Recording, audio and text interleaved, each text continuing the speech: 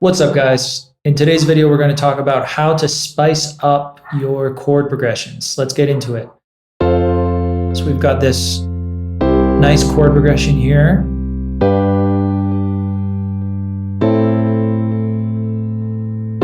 Four chord,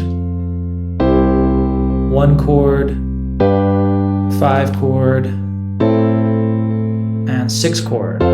In my previous video, I talked about how to get smooth voice leading, so make sure to check that out. And in our bass line here, we've got the roots of each chord.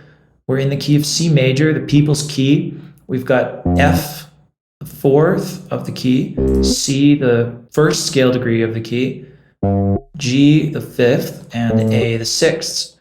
So that's why this progression is 4, 1, 5, 6. Now, how can we spice this up? Well, there is a very simple secret, actually 3 secrets that I'm going to teach you right now. We don't need to think about crazy things like modes or chromatic notes or anything like that. This is the real trick for how to easily and universally spice up or embellish your chord progressions. Now, this can also work for melodies and for bass lines. Rule number 1. When you have a repeated note, you can use neighbor tones. Now, in our chord progression, we have a repeated note here, C to C, okay?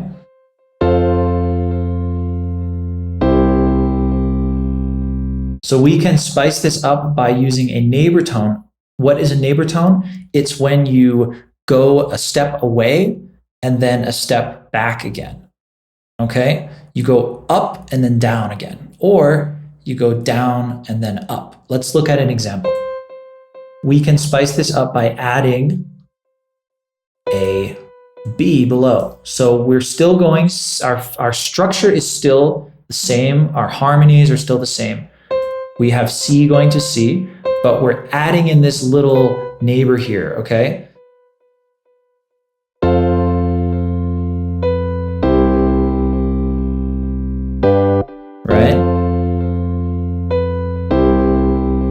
So just that one thing, it added interest, diversity. It gave us more rhythmic interest too, because now we have this neighbor coming in on beat 4 of the bar. Let's look at another neighbor we could use. We went down to B, but what if we did an upper neighbor? We go to D instead. So in this example, we have an upper neighbor.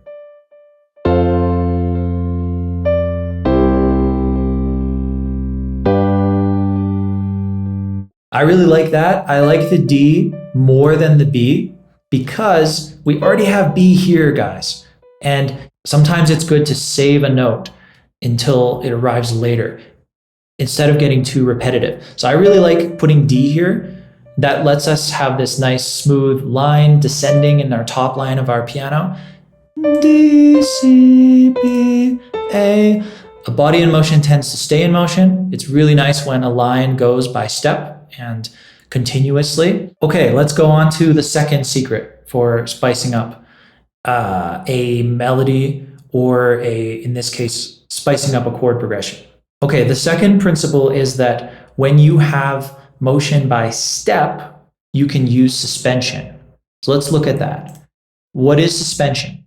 Where you have a note whose resolution is delayed. Okay, you take a note and you say, you know what, this C goes by step to this B, but we're not gonna go to B yet. We're gonna make the listener wait a little bit. Think about it like in a movie where you wanna build that tension and you're not gonna reveal the twist yet. You're not gonna reveal the secret yet. So we're gonna hold this C a little bit longer, okay? And then we're gonna go to our B. That's called suspension. Now we're just taking advantage of this step motion. And actually, instead of just extending this C, it's better to re-strike it, to hit it again, to really grab the listener's attention. Here comes this nice dissonant suspension. Okay, so all we did was we saw that there's this motion by step in the top line of our chords, and we leveraged that by using a suspension and delaying the arrival of this note B. And look at how cool it sounds.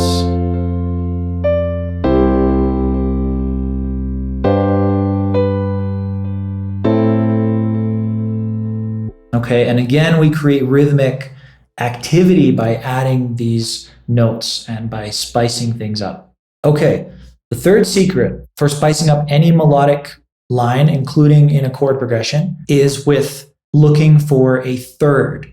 Okay, we saw how a repeated note can use a neighbor to embellish. A step motion can use a suspension to embellish. And a motion of a third, you can use passing tones. Whenever you have a third, you can use passing tones to fill in that space. What is a third? It's moving up C to E, or D to F, okay? Or E to G. When you go A, B, C, 1, 2, 3, that's a third. Now we have that here. Remember, this is a loop. So if you look, you always want to think about how do you get from the end of your loop back to the beginning again. It has to be smooth. A lot of guys make a loop that sounds great within the loop, but then at the very end, there's this weird like jump back to the beginning. That's not good for any music that uses loops, right? So here we have A, and we're going to get back to C at the beginning of the loop. And then we go up a third back to C, right? Now, how can we fill in this third? With a passing tone. That just means a passing tone is a note that passes to fill in the gap of a third. So let's throw in a B, okay? That's gonna get us A, B, C to fill in that space of a third from A to C with that passing tone of a B. Neighbor, suspension resolves. Here's passing tone, right? Now, guys, I said I would tell you 3 secrets, but I'm going to tell you a 4th really powerful secret, which is that all of these embellishments, this guy, our neighbor, this guy, our suspension, and this guy, our passing tone, they can all be harmonized on their own. They can become their own chord. That's the crazy thing about music. You do one thing, one alteration, and it's like, boom. This altered note that I added, now this note has a life of its own, and it can have its own chord, okay? So we have this neighbor here. Let's give him his own chord below. So he's a D. Let's just go down in thirds, down to B, and then down to G. Okay, now he's his own little chord. We still have the same fundamental progression, right? Our bass line is still down here doing what he does. But now we've harmonized this guy, this neighbor tone, with some guys below him. Let's do the same thing for the passing tone over here. Let's go down to a third. And let's add this in here. Turn this guy into a G harmony, right? G, B, D. Let's see how this sounds.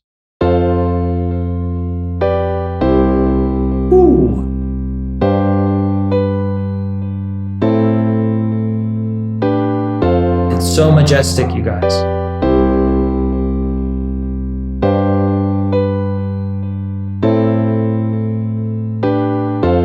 This neighbor tone we harmonized with a nice G harmony, G, B, D. And this passing tone we harmonized with also a G harmony, G, B, D. But the suspension tone, we're going to enjoy that dissonance because that's why it sounds good, is having that moment of what's going on. There's tension, and then it resolves down to this nice harmony, which happens to also be a G harmony, G, B, D. Let's listen to the before and after. Here's before.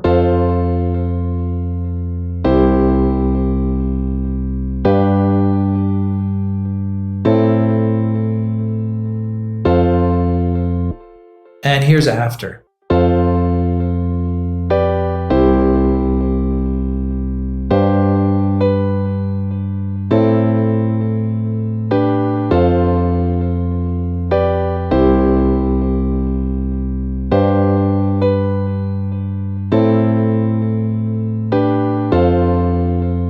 you can apply these not just to the top line of your chords, but also the lower voices of your chords, okay?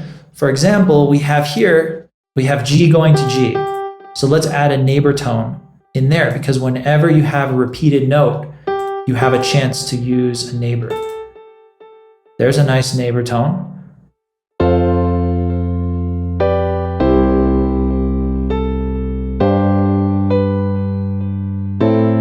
Okay, and here we have a third, G to E. So let's add in a passing tone. You can always use passing tones to fill in thirds.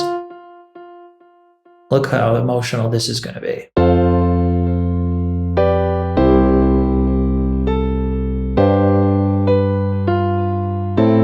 Ooh.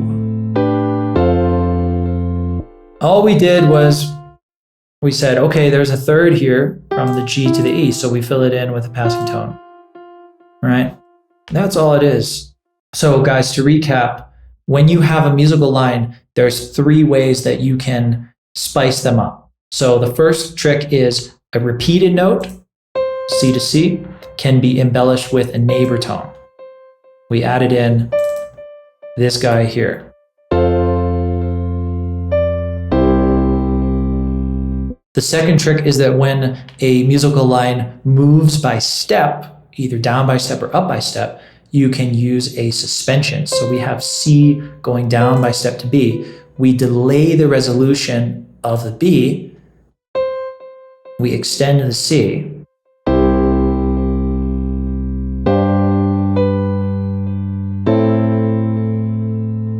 And the third trick is that whenever you have an interval of a third, for example, A to C, you can fill in that third with a passing tone. That's what we have here. This A at the end of the loop, it's going to loop back to C. Now, instead of leaping, we want to fill in with a nice smooth passing tone. So we add in a B.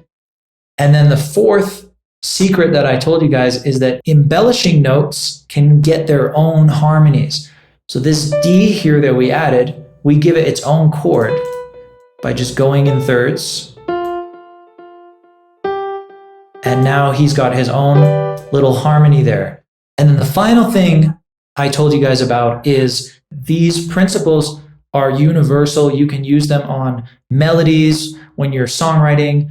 You can use them on your bass line. Be sure to check out my video on how to spice up and embellish your bass lines and make them wicked, interesting, and full of character. Thanks for watching. Remember, I teach this stuff professionally. I have a PhD in music theory, and many of my students make beats. They're producers, songwriters. You don't have to read music. Matter of fact, you don't have to know how to read at all, to be honest, because the important thing is using your mind and your ears. When I work with you, we work on music that you're passionate about, songs that you are curious about.